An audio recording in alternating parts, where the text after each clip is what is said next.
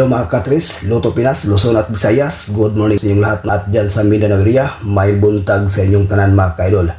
Ngayon may ibagi naman po tayong guide para sa 2 PM bro sa November 28. Pero bago muna, ating i-recap ang result kahapon sa November 27 sa 2 PM 066, sa 5 PM 049, sa 9 PM 245 at sa 6 digit 090744 at sa 2 digit 15913. So ayan po guys, ang kabuhang resulta sa Sword Race Lotto. Tadyang hindi pa swerte ang ating combination sa gabi. Nag-slide ang ating 825. So itong 094 mga kaidol, may syndicate mga kalus, no? Bantayan natin doon ang ating sinishare na ang 924, 934 at saka 498, no? So take note, pakisulat o sa willing sa ganahan, no? Yan may possible lalabas dyan sa ating susunod na 924, 948 at saka 934. So ayan po guys, isulat na lang, no?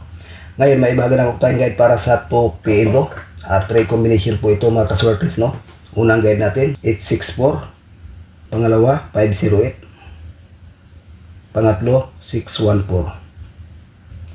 So ayan po guys, sa tray combination may ibahagi po tayo itong best na 864. So ayan po mga kaidol, dipinsa lang po ang 508 at saka 614. Piling mo sa ganahan, paikopya, may ibahagi po tayong best pairing guide.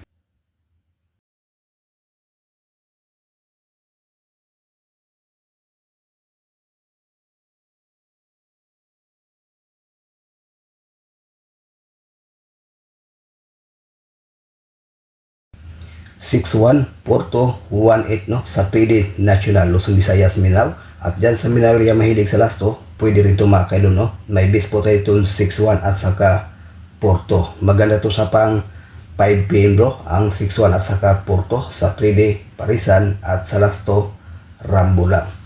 So paikopya sa willing sa ganahan mga kaswertes, may ibahagi po tayong lucky pick.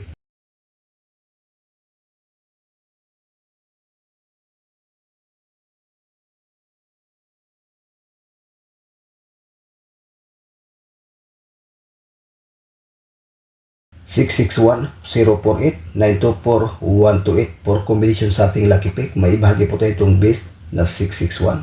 Maganda to sa pang 5 PM bro. Itong 048 at saka 924 para sa 2 PM. Depensa lang po itong 128, no? So ayan po guys ang ating regular update para sa ngayong araw.